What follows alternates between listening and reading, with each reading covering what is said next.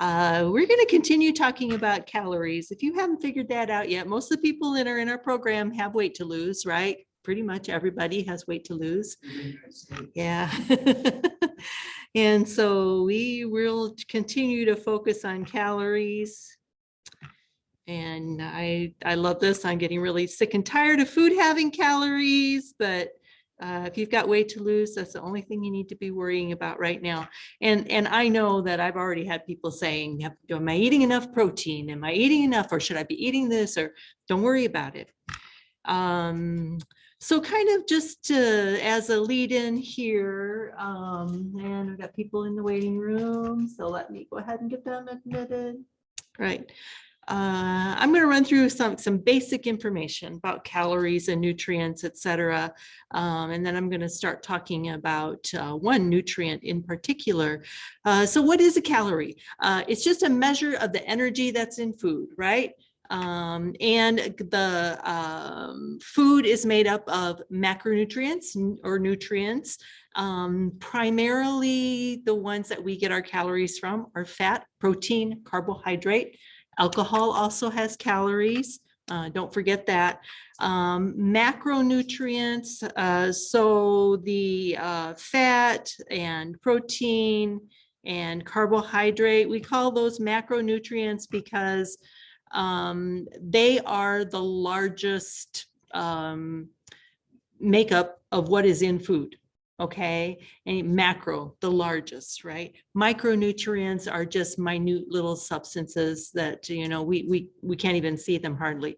But food is primarily made up of carbohydrates and fat and protein. Water is also a macronutrient that we need. Those micronutrients are things like vitamins and minerals, you know, iron and copper and selenium, and that we also need, but in much, much smaller quantities, and they don't contain calories. So like I said, I've already had people asking me, should I be eating more protein, or what should I be eating for breakfast, and things like that.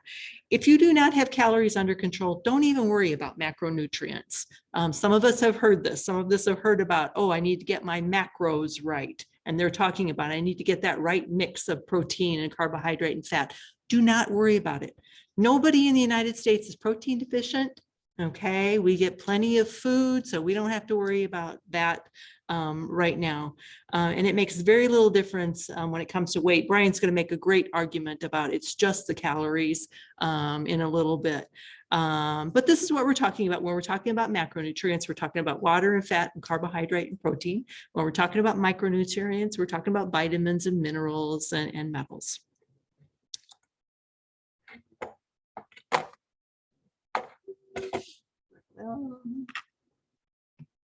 Okay. All right. Okay, so question for everybody. What is the most important nutrient, do you think? Got some people in the room here. Anybody want to throw it out? Water. Well, Hope's been in this class before because she is absolutely right. Water is the most important nutrient. And in fact, you are much more likely to die of dehydration than you are of starvation. That's what's going to happen first. Oh, darn. Didn't get to hear the little splash. Oh, I miss our live classes. So let's talk about water. If you're dehydrated, so think about it. And I think I mentioned this in last class too, that our bodies are 65 or 70% made up of water. We're just a big slushy bag, right? And it doesn't take much water loss to affect the way that we feel. It can affect our brain, the way our brain works, our mood, how much energy we have, whether we're thinking clearly or not. It can affect like I said, your brain processing. Sometimes we have people come into the emergency room and they're disoriented, et cetera, and we find out that they're just dehydrated. So it really does affect that. If you're chronically dehydrated, it might manifest as being tired all the time, constipated, high blood pressure, high cholesterol. Those could all be side effects of being chronically dehydrated. And in fact, being dehydrated might affect the way that our body is able to use the protein in our muscles. Creating proteins can slow down. Proteins breaking down can speed up. I got a little bit more about the exact mechanism of that. And how does it affect our weight to be dehydrated, chronically dehydrated? So this, I'm not a scientist, so I had to put this all down here. Our blood volume shrinks. Okay, that makes sense. We don't have enough water, so we lose the hydration in our blood. Our kidneys figure this out, and then they release an enzyme that forms angiotensin. Angiotensin is one of the hormones that makes us feel thirsty. And so our blood vessels constrict to raise our blood pressure to compensate for less blood volume. Okay. But here's the thing, if you take that hormone, that angiotensin in the lab and in a petri dish, if you drip angiotensin on fat cells, they start gaining more fat. Okay. And so science says that people who don't drink enough water can end up with elevated angiotensin, which means that they can end up gaining more fat because they're dehydrated. So this is the process. So staying hydrated is very important. And one of the, when we talk about little habits, one of the ones that we often suggest to people is just to start drinking more water. Make sure you're drinking enough water. And water is really the best hydrator. It's free.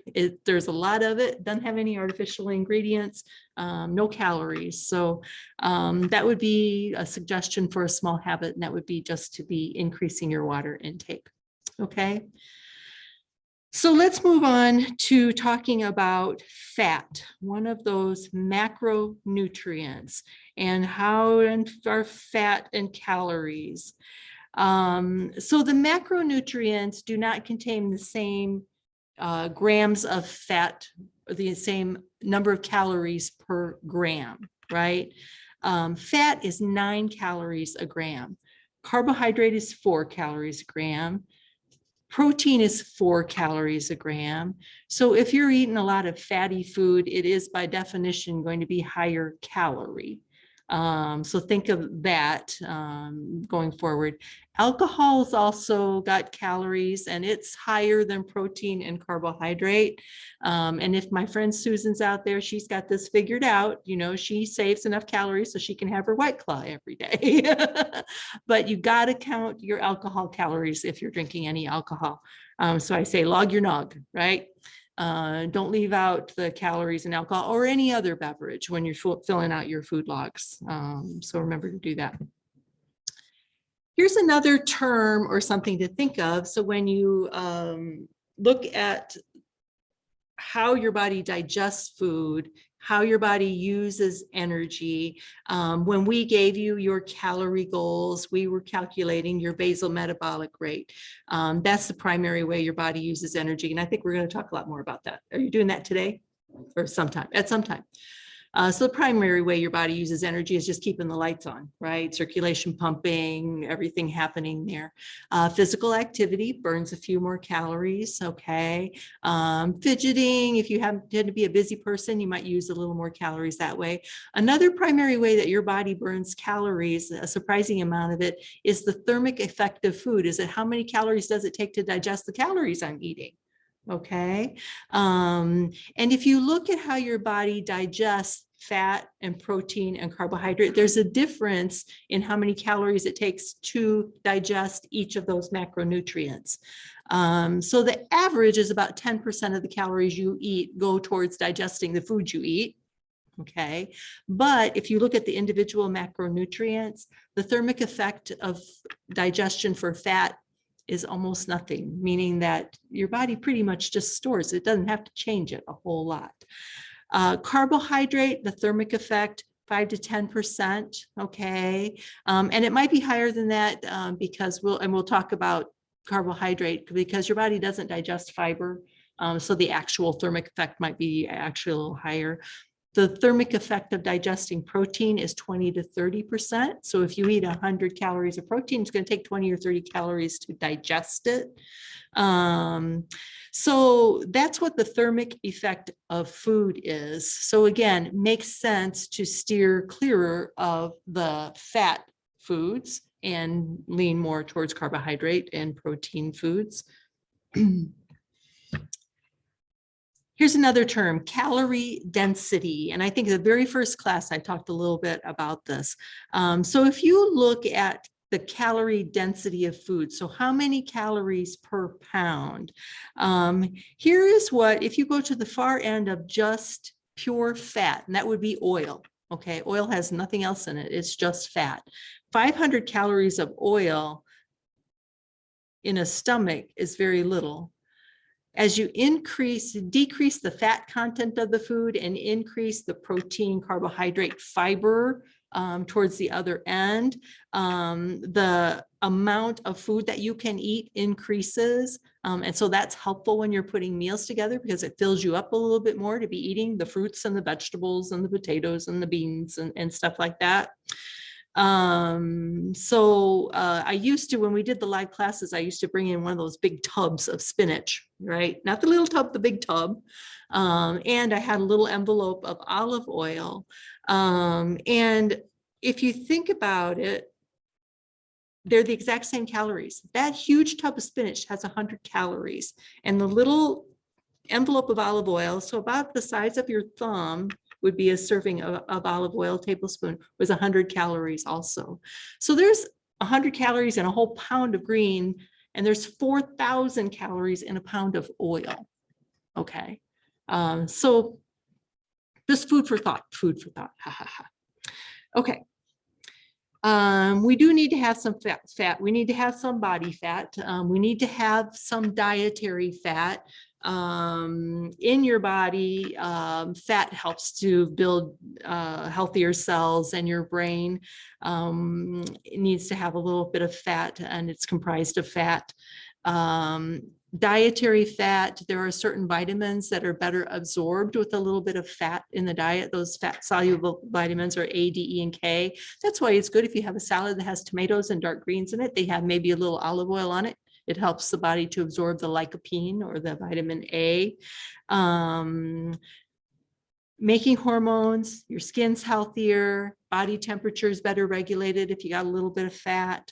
Organs are protected, a source of energy and storage if you should need it. We're trying to reduce the amount of storage we have for most of us, but we do need a little bit of fat, both dietary and body fat. I want to introduce you to this guy, and I will probably talk a little bit more about him because I think when it comes to macronutrients, especially people who have diabetes, pre-diabetic, I think we kind of steer them the wrong way in being so worried about carbohydrates and just about carbohydrates and counting their carbohydrates. This is Dr. Cyrus Camboda. And he was an engineering student in college and got diagnosed with type 1 diabetes. So what we used to call childhood diabetes, meaning that it can't be cured. It's a genetic disease. He also was diagnosed with alopecia. And so this is what I kind of connected with him because my husband has alopecia and also Hashimoto's, right? So he's in college, he's an engineering student, and he goes to see the dietitian and the doctor, and they give him a glucose monitor, and they give him a diet. He starts following this diet, and he said it was like my glucose monitor was a random number generator. Didn't matter what I ate, it could be high, it could be low. So he changed his major. And so he changed his major to human nutrition. And he studied this and applied this. Before he started, his current company is called it's a diabetes. I have to think about it for just a minute. He's got a program for people, but he used to call himself the Mango Man. And he ate tons of fruit, lots of mangoes and stuff like that. And he's reduced his insulin usage greatly. And so he talks a lot about the culprit with people with diabetes as, and when I say carbohydrates, I'm talking more about simple carbs because people are worried about eating sugar and potatoes and white bread and stuff like that. But anyway, I was at a conference a couple of years ago. He did the most interesting exhibition where he picked people out of the audience and had them play the roles of the cells in the body, enact what happens with glucose intolerance or with insulin resistance in the body. But anyway, so his research and some of these other references that I put here associated with being overweight. We're going to talk about the National Weight Control Registry, one of the last classes that we do. Most of the people in that class or that program follow a low-fat diet. High-fat diets strongly associated with worsening insulin sensitivity. Insulin sensitivity is affected by the quality of the dietary fat, about what if it's saturated or unsaturated fat. Saturated fat worsens insulin resistance. Shifting the fat in your diet from unsaturated to, or from saturated to unsaturated usually improves insulin sensitivity. And the type of fat that's eaten tends to influence our metabolic syndrome risk factors. So this is one study that demonstrated this. A group of young people, split them into two different types of diets. One half was on the fat-rich diet and one was on the carb-rich diet. And then within 2 days, as they measured it, their glucose intolerance skyrocketed in the group that was eating the high-fat diet. So as the amount of fat in the diet goes up, so does blood sugar. And then the medical tests, they did MRIs on these people, and what it showed is that high circulating fat, triglycerides, right, inhibits the way that the sugar is transported into the cell. So watch the fat in the diet. I wish that I could show you this video, but when you get the slides, I encourage you to watch this. This is a news piece that ran on one of the networks several years ago. That took two people and gave them a Cheesecake Factory meal that contained a lot of fried stuff and cheese and cheesecake for dessert, huge meal, and then hooked them up to a monitor and showed what happened to their blood as their body digested this very high fat meal. So it's really eye-opening. So anyway, Brian and I don't espouse any specific diet. We don't say, oh, we do Mediterranean, but we do agree on one thing, and that is that neither of us is really a fan of this keto diet that's out there. Keto diet. Okay, sorry, bad joke. I thought it was funny. Anyway, so let's look at food in particular, high fat foods. So we talked about fried foods and oils, butter, margarine, pretty much pure fat. And as you move down the continuum, lots of meats contain a lot of fat, even chicken and turkey and things that we don't tend to think of as fat. If you eat the skin, you're getting quite a bit of fat. Cheese is high in fat. Nuts and seeds, yes, but they're the unsaturated kind of fat. Avocado, unsaturated. And then we get down to some of the tropical plants. So these, even though they are plants, and you tend to usually think of, olive oil and stuff like that. Avocado is healthy fats. The oils that come from the cocoa bean, from coconut, from palm oil are saturated fats. And so they tend to react in our body the same way as saturated fats that come from animal products. So I also think that people should be limiting their intake of coconut oil. I know it's real popular, but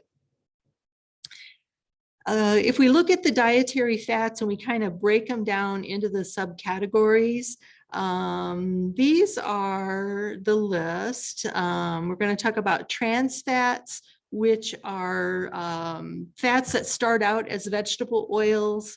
saturated fats that come primarily from animals, but also from those other 3 plants that I talked about, and then unsaturated fats that are found in lots of other plants and in fish for primarily. Okay, trans fats. So what happens with trans fats? Starts out as vegetable oil. Okay, well, that's kind of healthy. In the factory, they treat the vegetable oil with hydrogen and it changes the molecular structure of the oil. Food manufacturers used to use a lot of this stuff because what it does is that it extends the shelf life of foods, right? And kind of changes the texture a little bit so that it can be crisp mouthfeel. And it wasn't until we had been using it for decades that we really understood what was happening with the trans fats in our diet. Trans fats,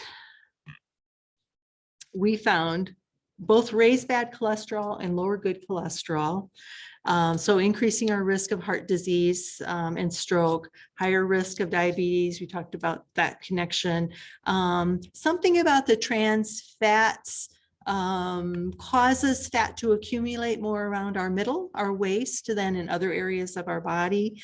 So they're really, really kind of dangerous. And there's no, dietary reference intakes, if you've heard of that, where the USDA says, oh, this amount is safe. So limit your saturated fat to 10% of your calories, et cetera, et cetera. No dietary reference intake that says that trans fat is healthy at any level. So you really, really got to be watching for it and hopefully eliminating the kinds of foods that contain trans fats. This would be a list of them. And it's pretty much, when you think about it, packaged, processed foods in boxes and cans and jars in the grocery store.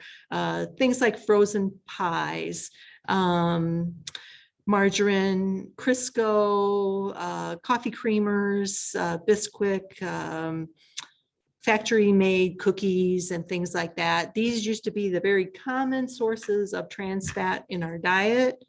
When we finally figured out that they were causing such a health issue in our population, back in 2014, finally, the Food and Drug Administration says, okay, we're issuing this order.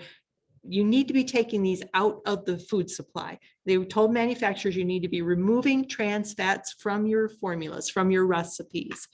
So June 2015 is the date of this headline from the New York Times.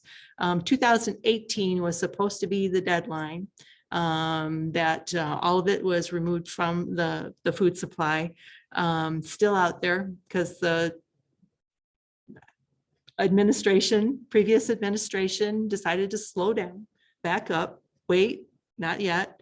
A lot of food manufacturers had moved that way already, though, because the public is getting enough informed that we know that trans fats are not good for us and people are learning to look for it. And when you look for it on a label, what you're looking for is hydrogenated. That's the word, hydrogenated or partially hydrogenated. And that is what a trans fat is.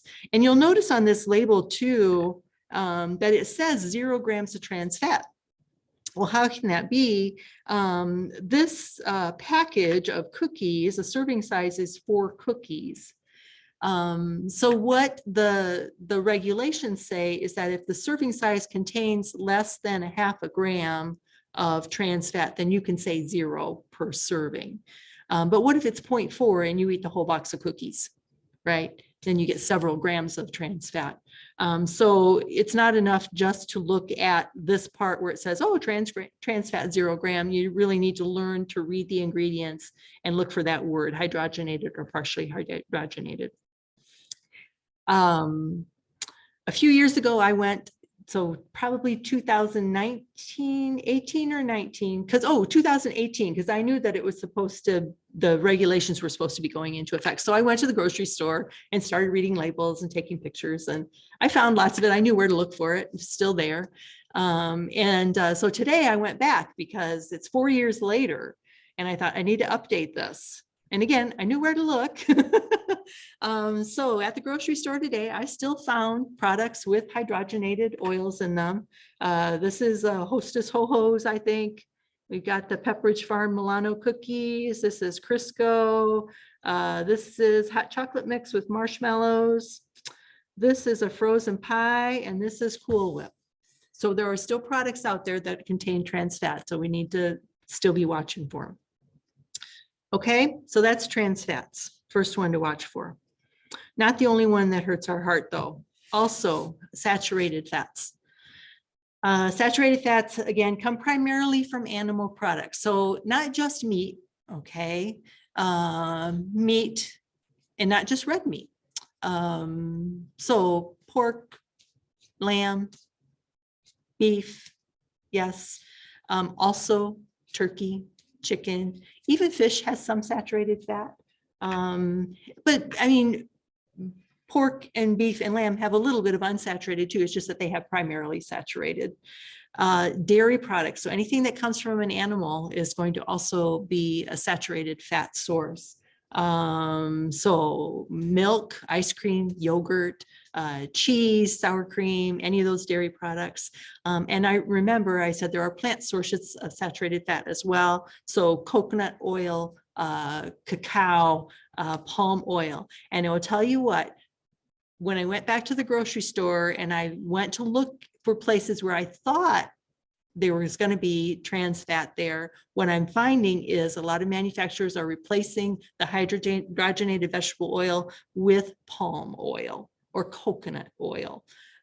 So maybe a little better, but still not the greatest for our heart. So watch for that kind of thing too. Just eat less of all those packaged foods and you won't get this kind of stuff. Kind of to illustrate the thing about milk, because a lot of people are surprised at the amount of fat that's contained in milk, and that's partly in the way that we label it. And so this, I went to my Fitness Pal and put in 8 ounces or a cup of 4 different formulations of milk, starting with whole milk, 2%, 1%, down to skim milk. Just to educate you, because like I said, a lot of people are really surprised to learn how much fat is in milk and how much fat is in 2% milk. So if you look at just the calories, here again, we see that illustration about how many calories are in fat as a, per gram. But a cup of whole milk, 146 calories.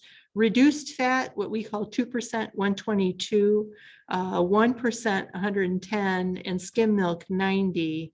But for whole milk, half of the calories in the milk come from fat, right? And even in 2% milk, more than a third comes from fat.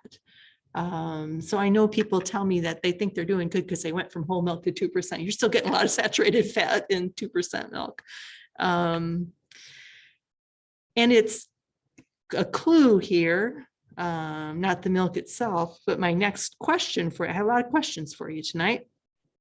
My next question for you is if you know what the #1 source of saturated fat is in the American diet. Anybody got a guess? Oh my gosh, they're giving this way by the truckloads. Meat? What? Did you say meat? Cheese?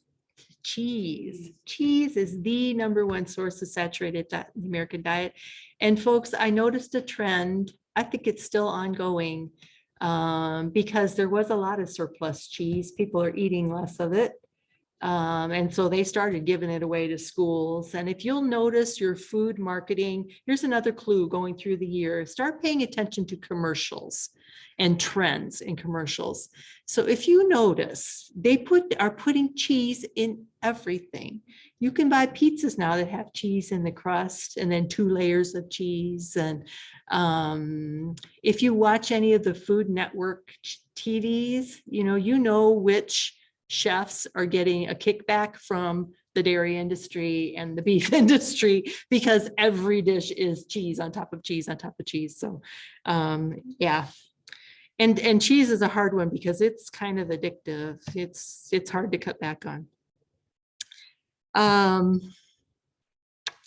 Saturated fat and heart disease. So a few years ago, there was a headline or the front of a magazine that said, butter is back. And it was apparently based on some research that showed that butter was healthier for us than margarine, etc. Well, marginally so. So this is Dr. Frank Sachs. He's a professor of cardiovascular disease at Harvard School of Medicine. And he felt compelled to come out and make a statement about this perception of butter being a health food. He said, replacing saturated fat with healthier fats will lower your risk of cardiovascular disease. He says, this might seem like old news, but given the popularity of coconut oil and butter, it bears repeating. There's a clear link between intake of saturated fat and heart disease. And we cannot forget that. So here's another interesting, I'm going to do a whole class on the brain health, but here's another interesting study that looked at saturated fat and trans fats in the diet and the connection between Alzheimer's risk. So when you think about it, it's the same disease process as cardiovascular disease, except the arteries that are getting affected are the little arteries in the brain. And so there's a connection between intake of saturated fat and trans fats and the incidence of Alzheimer's for that reason. So those fats just kind of increase the production of those plaques that form in the arteries of patients with Alzheimer's disease. So those are the unhealthy fats, the trans fats, the saturated fats that we want to steer clear of. For a healthier heart, for a healthier brain, first of all, limiting the calories. You know, if you're limiting your calories, you won't be getting a whole lot of saturated fat, trans fat, etc. I mean, you could, I guess, drink a cup of olive oil a day to get all your calories, but I don't know many people that are willing to do that. Reduce what? Oh, maybe somebody like that. I don't know. Reduce your fat consumption overall because fat is calories and fat is a lot of calories. So the lower fat your diet, the fewer calories. Avoid trans fats if at all possible in any way you can. Read your labels, look for that hydrogenated word. Don't buy products that have hydrogenated fats. Really limit your saturated fat to a very small portion of your diet. And like Dr. Sachs said, the fat that we eat should be more of the unsaturated kind. And where are we going to find unsaturated fat? We are going to find it in things like nuts and seeds and avocado. Another thing that I would like you to keep in mind, you know, throughout the year is that most whole foods are going to be a combination of all three of those macronutrients. All right. So when I tell you that leafy greens contain unsaturated fat, you're probably going to say, what? Try it. Put a bunch of leafy greens in MyFitnessPal and a meal and see if you don't get a little trace of unsaturated fat.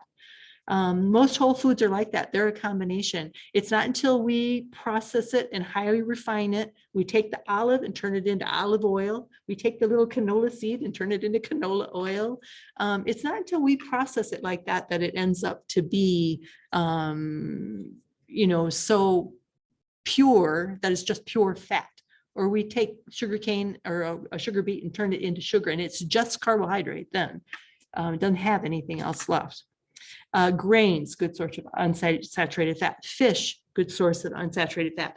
Vegetable oils, yes, but the caution is they're very calorie dense, so you want to limit your consumption of vegetable oils. There's a new study about olive oil too that's getting a lot of press right now, but I don't think that they have proved that olive oil is required and really, really healthy for you. How much fat do you need in your diet? You don't need a whole lot. Like I said, you need a little bit of dietary fat for some of those vitamins to be absorbed well. That's A, D, E, and K. But if you look, you know, if you're somebody who's eating 1,600 calories a day and you want 20% of your calories to be fat, that's about 320 calories. It's 35 grams of fat. What does that look like? It's 3 tablespoons of oil. That's it. Or a half a cup of nuts or a single avocado a day gets you 20% of your calories coming from fat.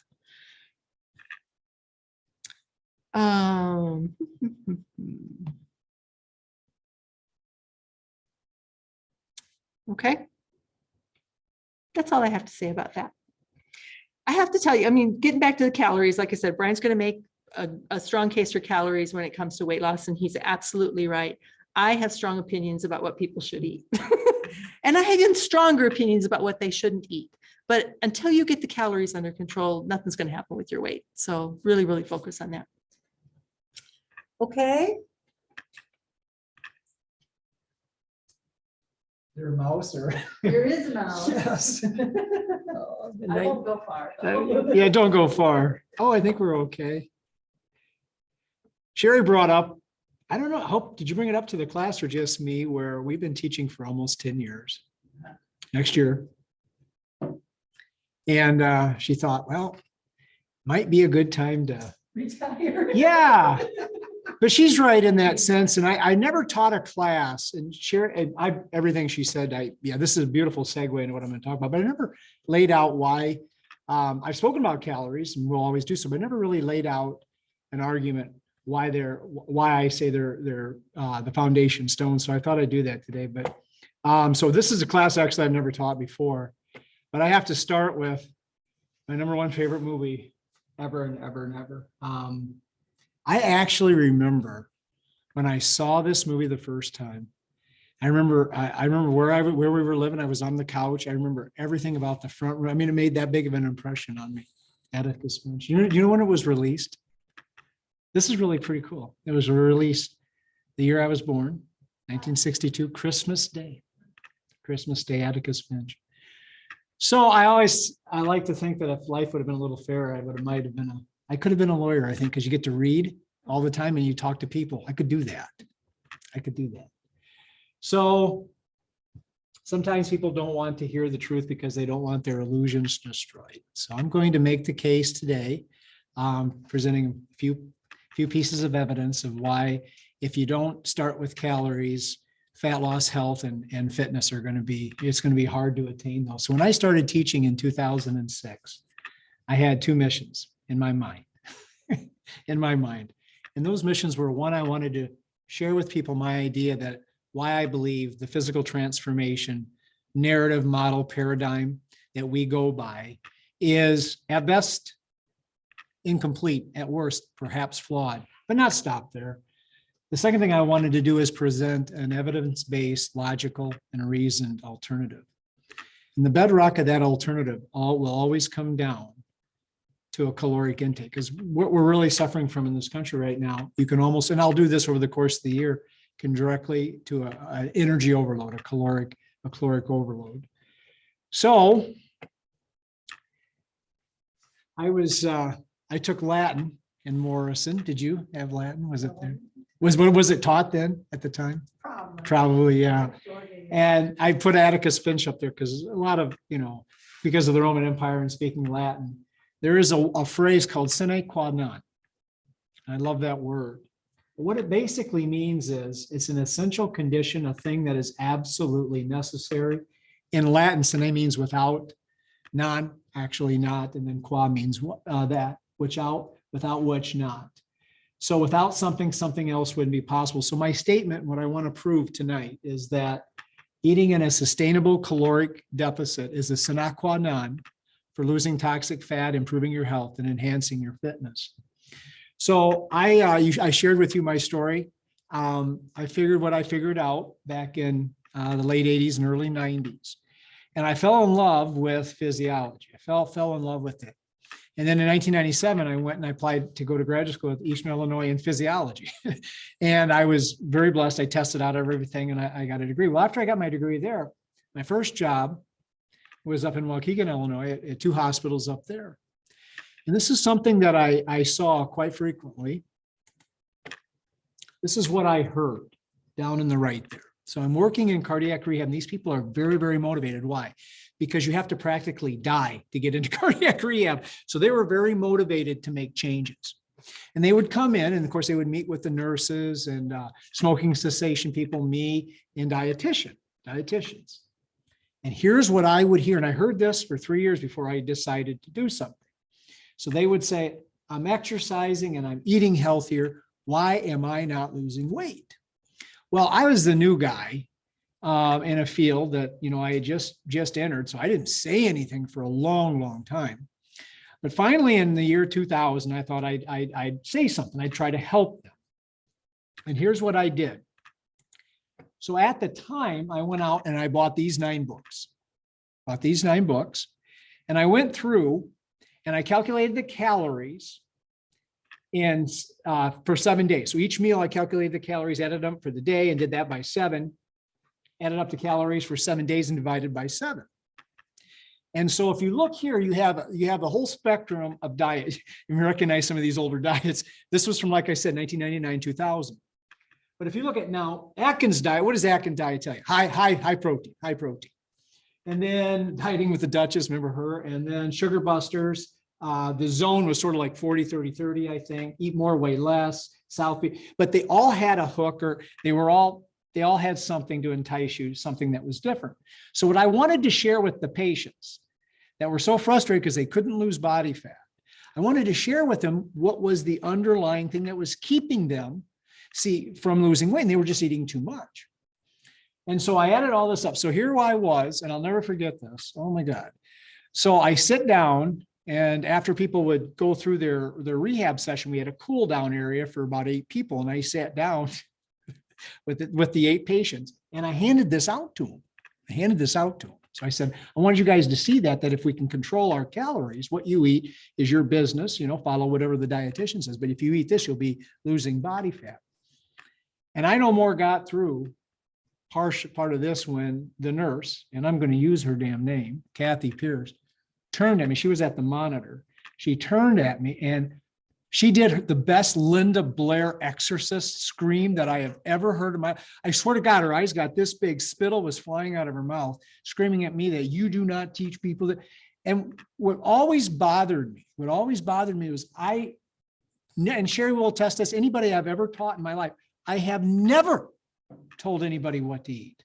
That's not my area of expertise. I was just trying to share with them that all these diets are successful to the extent that you follow them exactly and you reduce your calories. I would never tell Stan, to be a registered dietitian. They're experts in their field. I'm not. But what I was trying to share with them was this. Well, I shut my mouth, and I was done after that. But I was very blessed because in 2006 I got to teach a class on my own terms. It was called Lifestyle Medicine. And I love what George Orwell. Things had gotten so bad by that time that it was imperative to restate the obvious.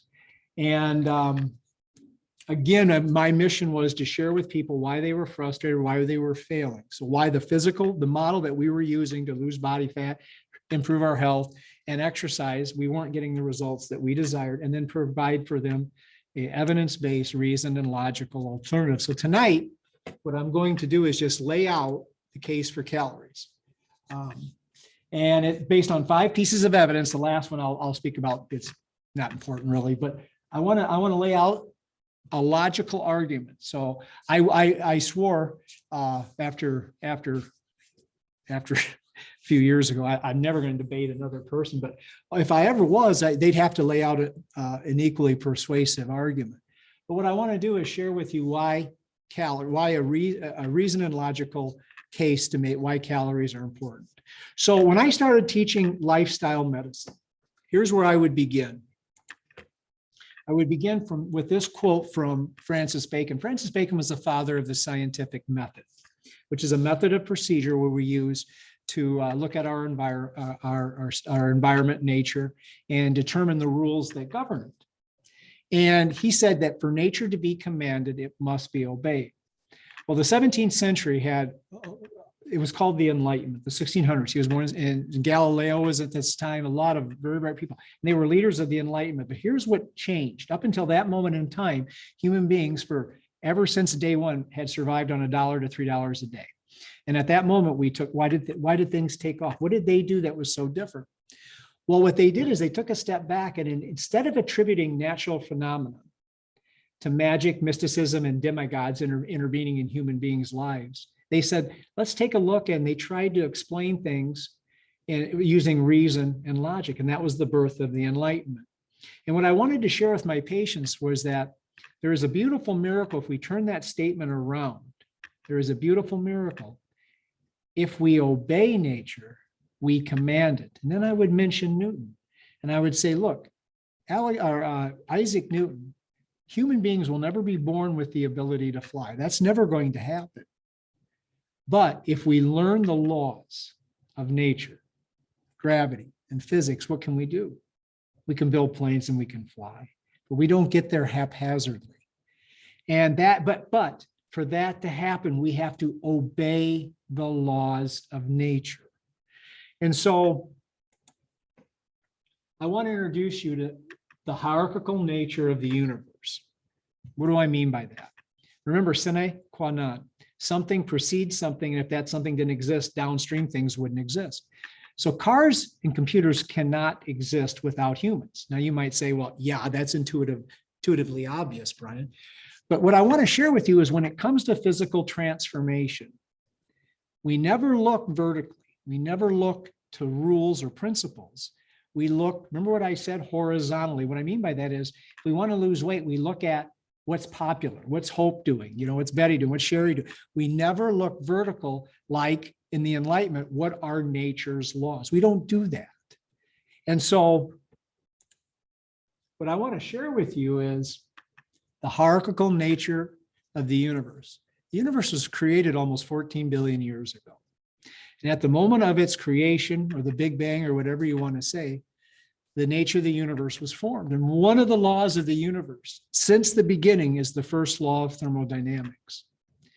And everything that comes after the birth of the universe exists within the universe. It doesn't exist outside the universe. So whatever laws govern the universe govern whatever came after. Well, what came after? The earth was not created at the birth of the universe. The earth came after that. And the earth does not exist outside the universe. Therefore, it is subsumed and must be congruent with whatever rules existed before that. And then humans came around 200,000 years ago. And humans do not exist outside of the universe. We do not exist outside of the earth.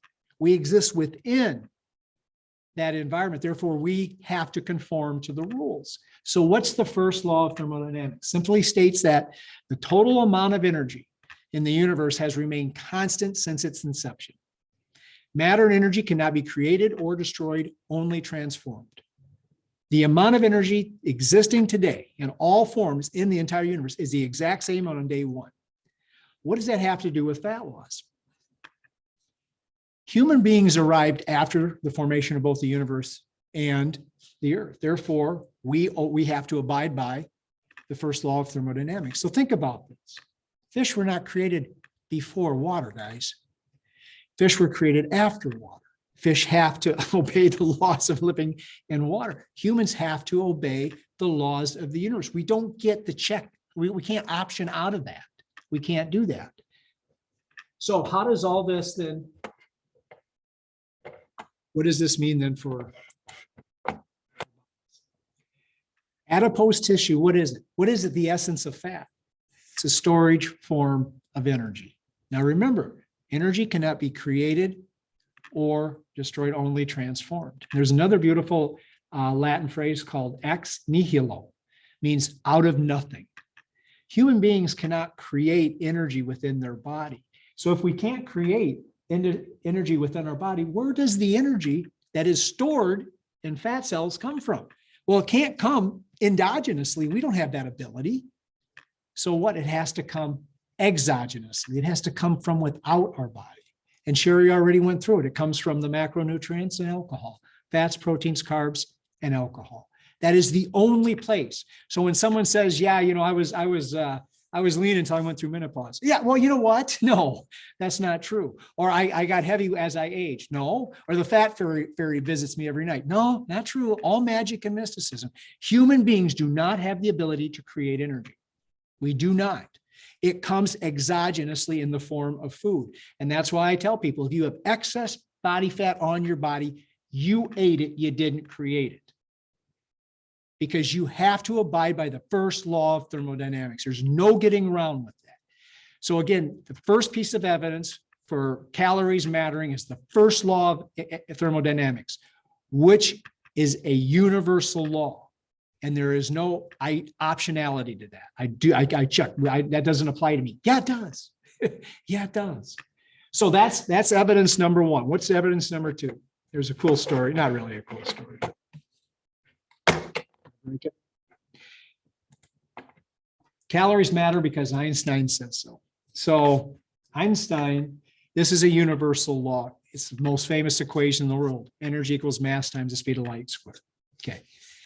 We know this is true empirically because, we built the atom bomb. We have nuclear power. This is a universal law. Okay. We were very blessed to have Einstein to see it. As remember, go back to Francis Bacon, nature to be commanded must be obeyed. It is a law of nature. So in 2021, I was asked by a friend of mine, a couple, the wife of a couple. I won't use the person's name. I'll substitute the name Sean. But I was asked by a couple whose son I worked with years ago, who got a football scholarship. He did really, not a D1, but he did really, really well. He got himself in tremendous shape to help her husband. I said, no, I don't do that anymore. It's 24/7. I don't want to do that. She goes, well, Brian, if you don't, he'll die. Oh, God. Okay. All right. So he came to me, I'll call him Sean. Sean came to me and he's 50. We was at the time, he's 50 years old, 350 some pounds already. And he was messed up, type 2 diabetic. He was really messed up. And I said, Sean, well, I'll put you on the sustained caloric deficit diet.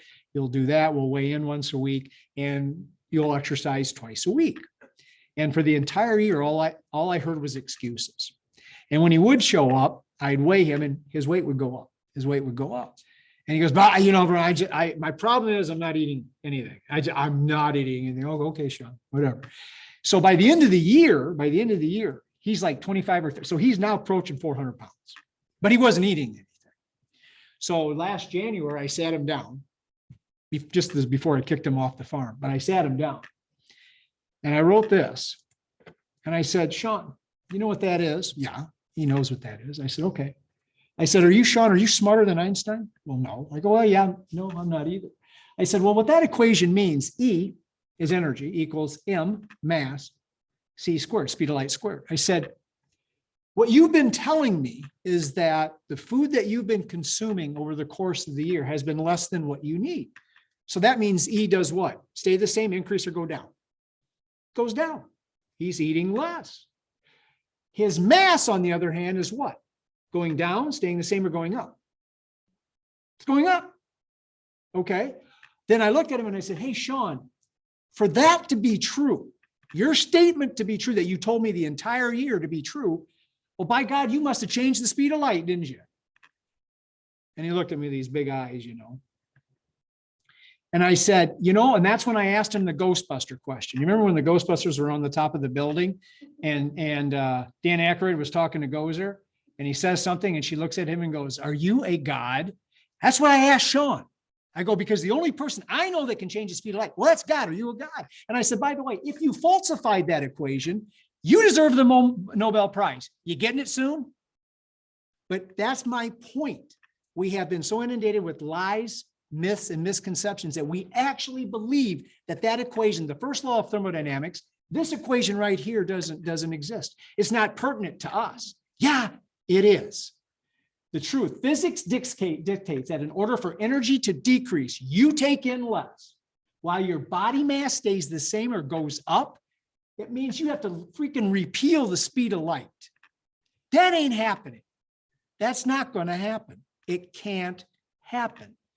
But yet we have been so inundated with these crazy diets, and I will mention keto diet tonight. We've been so inundated with these lies and things. We think, because calories are not even on our radar anymore, which leads me to the next one. I don't know, we miss our classes, Sherry and I do, but at this point I would ask, does anybody know who John Ioannidis is? Probably not. Only a nerd would, think me. But he did something. He wrote something. He's a PhD, a medical doctor, PhD researcher out at Stanford University. And he turned the scientific world upside down in 2005. What did he do? He wrote this article. The replication crisis in science is what they called it, but it was why most published research findings are false. And he wrote that the results of many scientific studies are difficult or impossible to reproduce. That's not good, because that's part of science, is that if Sherry and I did an experiment here and we got our results, then you open access, you print that in a journal, and then other scientists in other places either refute or accept your results. But if they can't replicate your results, you did something wrong. And John Anitis said this is so bad that he said in the medical, nutritional, social sciences, how large is the problem? 75 or 90% of the studies published. Now, it's not bad science, it's bad people. We sometimes think, until COVID, we sometimes think that the experts are experts or the scientists are God. They're not God. What they are is human beings who have an area of expertise, and they know if they get published, if they come up with something spectacular, they'll get they get published more often than if they just said, no, no changes in this. It's just a bias that humans had, not good or bad. But you have to add, just because you have an MD or a PhD after your name doesn't make you God. So what does this have to do with fat loss, fat storage? I'll show you. Because metabolic ward studies are 100% reproducible. It is one study that whenever they use metabolic ward, remember what metabolic ward studies are? They lock you in a damn room. And the only food you can possibly eat is what's given to you. So there's no eating cookies after midnight saying it doesn't really apply to yesterday or today, or crumbling up cookies and said there's not that many calories because they're all in pieces now. There's none of that crap. They feed you in every study. Now, when I read Bortz's study, and I mentioned that in last class, I didn't just read his study. I go, oh my God. I went back. I probably had 25 to 30 metabolic ward studies. And these were all older ones. When they didn't care about your feelings, they just locked you away. They didn't really care too much. But the point is 100%, anytime they locked a human being away and fed them a caloric deficit, they lost weight. No exercise was involved in those old studies. And they fed high fats, they fed high protein, high carbs. It did not matter, no magic. Every time, 100%, whether it's done in Stanford, New York, Harvard, no matter where they did the study, people lost weight, 100% reproducible. So this is what we wrestle with then. So if we knew, because of the law of thermodynamics, because of the law of relativity, because of all the metabolic statements, if we had the answer to obesity, why are things so bad today? Because something happened that changed the paradigm. Something happened where our mental model changed, and it literally changed overnight. And it wasn't done out of evil or anything like that. The intentions were good, but something happened. And I can tell you the exact month that it happened. It happened in February of 1977, and I call it the original sin, the intellectual original sin of the diet and fat loss industry. And what was it? For the first time in history, no other country had done it up until this moment. The federal government came out and said, here are some dietary guidelines. And the mistake they make is not in giving the dietary guidelines. But what they did is they downplayed, calories were not even mentioned in that. And so obesity became a problem, not of quantity, which we've already established it is, but one of quality. And it's not what experts know and what they believe. It's what people hear. The everyday average person, the people that I worked with in cardiac rehab, it's what they hear and what they heard. Those first dietary guidelines said fat is bad and carbs are good, take out the fat. But what do we do? And Sherry's mentioned, what did the food marketers do? They took out all the damn fat. They sure did. What did they load up the food with? Sugar. That's exactly what they did. And then people would look and say, no fat, this is good for me. And so everything went from an objective measurement, calories are objective, to subjective. I deem this to be healthy, or this package says no fat. That's subjective. Healthy, there is no. And so what happened is, since that time, what happened? Obesity skyrocketed. They didn't even have a term for non-alcoholic fatty liver until 1980 because we didn't see that. And chronic metabolic diseases went off the charts. So we just changed our paradigm. And this leads to what I call the self-referential fallacy. So what the heck, Brian, is that? I'll give you an example. So someone, human beings can justify anything. If we don't have an objective measurement to show, we can justify anything, and we have. So I want to give you this example. Imagine, so this is self-referential. So this is what happened when obesity went from a problem of quantity to quality and allowing people to anoint things that are healthy and not healthy. So let's say I enter high school as a freshman. I'm going to go to Harvard. That's my dream. And so I'm going, and the sole criteria to getting into Harvard is me thinking I belong to Harvard. You hear that? So no test or anything. I just have to. So every test that I take and every grade that I get, no matter what it is, I justify it as that's the one that's going to get me in Harvard. It might be a D, but I can justify why I got a D. I stayed up late last night. I had to watch I had to watch the movies. So no matter what grade I get, I will justify it. And then I will state, but that grade, I still deserve to get in Harvard. And then every action that I take throughout my 4 years, whether I'm, reading to orphans, clothing lepers, or, drinking all night, no matter what it is, that action is what I need to do to get into Harvard. So then someday when I see I'm graduating, a senior, the Harvard guy comes and says, Brian, do you think you deserve to get into Harvard? And I go, damn right I do. And so I'm into Harvard. That's self-referential. Anytime you refer to yourself, it's self-referential. But see, that's not how you get in Harvard. So how do you overcome the self-referential problem? You use measuring sticks. The SAT was a way. So the SAT, when I take it, it doesn't care about what I think I need, what I think I should be, whether my grades, I think my grades are good enough, or my actions are good enough. When you take the SAT, if you are a student in Beijing, China, you're taking the SAT, the same one I'm taking in Morrison. If you're in Tokyo, if you're in Chicago, if you're in London, if you're in Paris and Moscow, you take the SAT. No one cares about your feelings or what you think. The SAT is a measuring stick, and human beings have a long history with measuring sticks because we understand their importance. Now, this is a place where you probably are not familiar with, but it's called the International System of Units, and it's based at Système International in Paris, France. And every measurement that we make in science, technology, economics, every measurement we make are based on one of these 7 measurements or one of their corollaries. And there are only 7 of them: weight, candela is brightness, luminosity, 100 watts. Everything flows from these 7. But here's the thing that you have to realize. Remember, human beings can justify anything. That's the thing. Human nature has no history. Here's how they base the accuracy of these measurements. They say, I'm not going to ask Brian what he thinks a meter should be. They base them in a specific physical constant that exists outside of human beings that we can't manipulate. The principle behind the International System of Units is to provide the same values of measurements, no matter, just like the SAT. You take the SAT in Morrison, it's the same one you take in Tokyo. It sits outside what you want to believe. These measurements remain constant across time and space. So I want to share with you, and this is all leading to why calories are a good measuring stick. Look at how they define the meter. The meter is defined as the length of path traveled by light in a vacuum. Can we change that if we don't like it? We don't have anything to say about that. It exists since the beginning of time. This existed since the universe was created. What is the second? Is the time elapses during whatever, cycles of radiation from cesium, whatever. But here's my point. This is my test for a good measuring stick. I asked 3 questions. The first one is it timeless? And this is what I mean. If human beings suddenly in the next 5 minutes disappear, we're just gone, but everything else remains the same.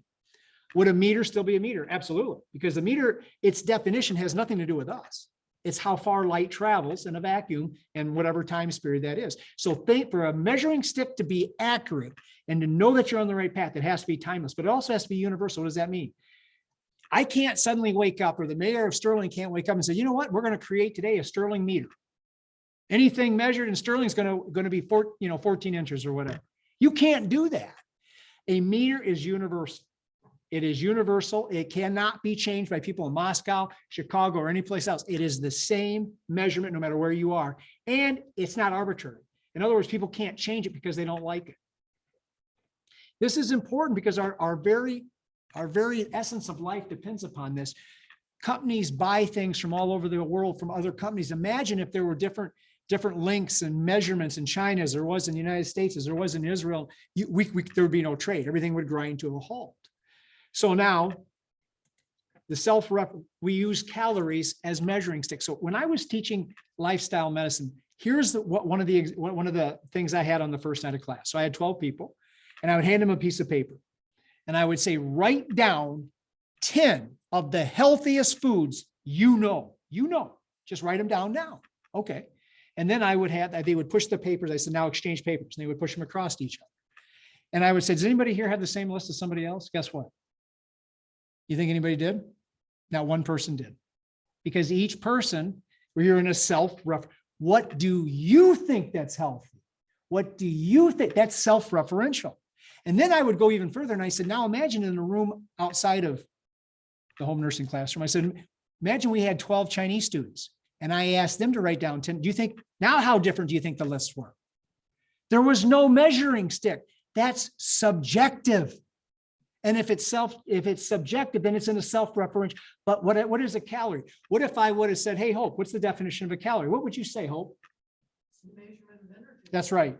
And what would your counterpart in China say? There you go. Do you understand that? If you want to, calories tether us to reality. If you're not talking in calories, you're making stuff up. You're making stuff in terms of fat loss and health, which I will show you throughout the year. But that is, it's timeless. What does that mean? Timeless?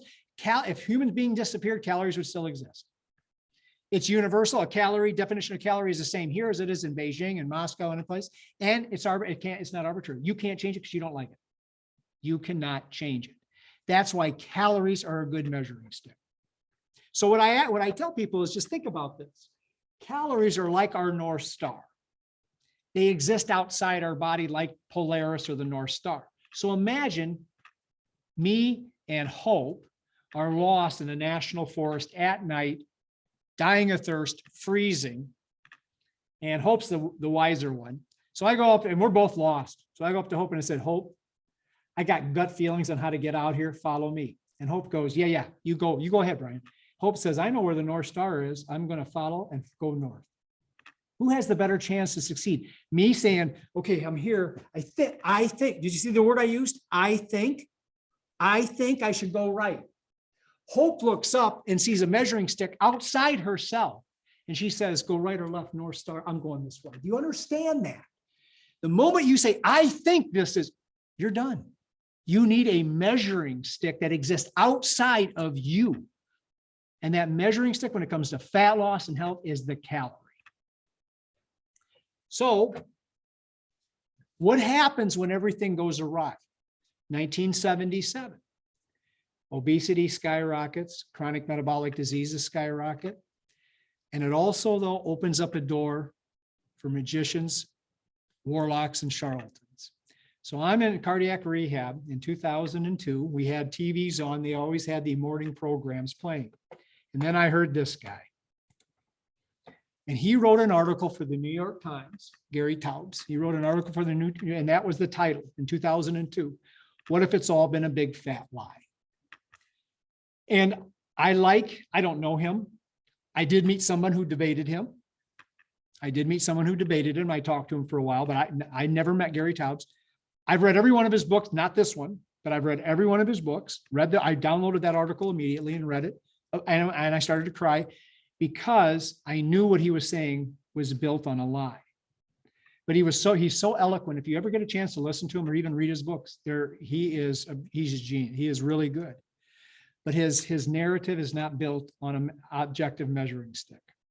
So here's what his philosophy was. But remember, he could only say what he says once we had that original sin where we said we went from objectives to subjective. So here's what he said. He's the guy that came around and talked about the carbohydrate insulin hypothesis of obesity. According to Taubes, to lose weight, you reduce the amount of carbs. He literally demonized carbs. And I don't know if we'll ever recover from that. carbs that you eat and replace them with just what Sherry was saying, with fat calories. This is supposed to drive down insulin levels, boost calories. In other words, this was magic. He spun this narrative just beautifully. And the narrative was so powerful that, remember, I worked in cardiac rehab. We would have yearly parties. I witnessed a cardiologist who I loved, a man of science, ignore science. I saw him take 3 pieces of pizza. I saw this with my own eyes. Scrape off the toppings, throw the crust away, and suck down the toppings. How much saturated fat, Sherry? Sausage, all that stuff. And he thought he was doing himself. I've got it. But here's the strangest thing in the world. So from 2002 until 2015, Taubes was allowed to propagate this, but nobody thought to test it. Well, how would you test it? I already told you how to test it. What's the one most reproducible test you can do in science? Lock a human being away. And along comes a guy named Kevin Hall. Yes, Kevin Hall. Kevin Hall said, you know, Taubes, I don't care what you say. We're going to lock some people away and we're going to test your theory. So for 13 years, this guy is making millions of dollars speaking about carbs are killing everybody. And everybody, he is literally the genesis of the keto diet. He is the genesis of the keto. But finally, Kevin Hall says, but here's the sad thing. If I had a class here with 20 some, 30 some people in it, and if I would ask people, raise your hand if you've heard of the keto diet, who would raise their hand? Everybody here? And then I would say, raise your hand if you heard of Kevin Hall. Nobody, except Sherry, no one would raise their hand. And yet Kevin Hall single-handedly destroyed Taubes' hypothesis. It's not true. And he literally locked people away in a room and fed them. And he actually fed them a bad diet when it comes to carbs. He fed them high sugar, high carbs. But here was the conclusion. Despite the higher insulin levels, sure, if you eat carbs, your insulin goes up, doesn't matter, because they were in a caloric deficit. The high carb group lost more fat. They actually lost more fat than the people that were eating high fat. And that's what, in Karl Popper, the famous philosopher, that's called falsification. It completely destroyed, but it hasn't stopped Taubes. And it hasn't stopped the narrative. It hasn't stopped the narrative. But that's what happens when you go from objective, when you have a measuring stick, something that exists outside you, to subject, you allow people like that to run rampant and to spread these lies and myths. But here's what broke my heart. So Kevin Hall did this study in 2015. I wandered into the medical research libraries at the University of Illinois in 1989-90. I was there till 1997.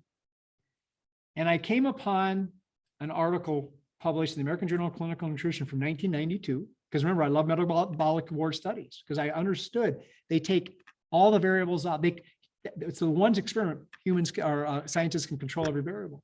So remember, from 1977 to 1992, what happened to obesity? Right through the roof. What happened to chronic metabolic diseases? Right through the roof. Well, finally, some guys got together and go, uh-oh, we better take a look at that. I will tell you that Kevin Hall is a hero of mine because he actually brought metabolic ward studies back in. They fell out of favor for 25 to 30 years. After 1977, you can't find a metabolic ward study. But in 1992, because obesity was going up and because chronic metabolic, they said, we better go back and look. So these researchers went back and looked at metabolic ward studies that were done in the between 1955 and 65, when they literally bolted you in and then welded the door shut. So, I mean, they put you away. The ketogenic diet was falsified 60 years ago. Kevin Hall is one of my heroes, but not really, because no one goes back and reads. So what they did is when they locked these people away, they fed them liquid diets, and they fed them very, very, very low carbs, very, very, very high carbs. But they also fed them very, very low fat, and what? Very, very, very high fat. And what was the conclusion? Variations in fat intake from 0% to 7%. That's a keto diet. If you're eating 70% of your calories from fat, that's a ketogenic diet. Total energy under conditions of what? Equal energy intake. When they put you in a caloric deficit, it doesn't matter what the hell you're eating. It doesn't matter. And exercise doesn't matter. You will lose weight. 60 years before Kevin Hall falsified the keto diet was already falsified already, but people just never didn't look. People didn't look. So why are calories a good measuring stick? When you decouple calories from food, I call it the scandal of diets. You literally create a carnival of dieting chaos. To achieve successful and sustainable toxic fat loss, the value of food cannot be subjective. You do not have a right to say this is healthy and this and that. I understand that if you want to say this, and Sherry will talk about this, and she did tonight, calorically dense versus nutrient dense, absolutely, absolutely valid. But when you say this is healthy, what the hell does that mean? What does that mean? That is completely subjective. Calories are a measure of the energy content of food. Now think about this. Like clocks measure time. We got the Olympics going. Does a clock care if it's measuring the bobsled going down? Does the clock care? Does it care if it's measuring the luge, the speed skater? The clock doesn't care because it exists outside the event. Calories exist outside of food. That is your measuring stick. That is a true measuring stick. Your opinion on something, that is not when it comes to fat loss and fat storage. The bottom line is calories are our tether to reality. You don't think calories are important. You're disillusioned. I'm just telling you, you're in a bad place and you're never going to lose body fat. I'm just telling you that now. So in summary, 5 pieces of evidence of why calories will always matter in the real world, not in some fantasy world, is one, because of the first law of thermodynamics in physics. Matter and energy cannot be created or destroyed, only transformed. If you have excess body fat on you, what'd you do? You ate it, you didn't create it. Calories matter because Einstein said so. If you literally believe that you're not eating, but you're gaining weight, you deserve the Nobel Prize because you've just falsified E equals MC squared. Go think that's happening. Metabolic ward studies, 100%. Like I said, go and take a look. Kevin Hall published his metabolic ward study in 2015. In 1955, they published the metabolic. They both showed the same thing. That's called reproducible. Calories, they break the self-referential loop that people get into. When you're allowed, think about when you're allowed to say what is healthy, where's the limiting principle?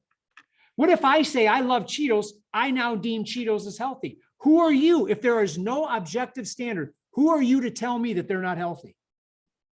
Who are you to tell me they're not healthy? If there is no objective standard, no measuring stick that exists outside of you, none. You can't say that. You cannot say that. And calories are the only, because why? It's universal, it's timeless, and it's not, you can't arbitrarily change it. The last thing I want to mention really quick is the reason why I became a physiologist rather than a nutritionist. When I went into that medical library so many years ago in 1989, I had spent 8 years, whatever, 7 years in economics. I walked in there looking for the truth with virgin eyes. I never had an undergraduate anatomy, physiology, or nutrition class. And if I would have found a magical food that I could have eaten as much as I wanted and still lost weight, I'd have been a nutritionist, very rich, because I would have sold it to everybody, but not one exists.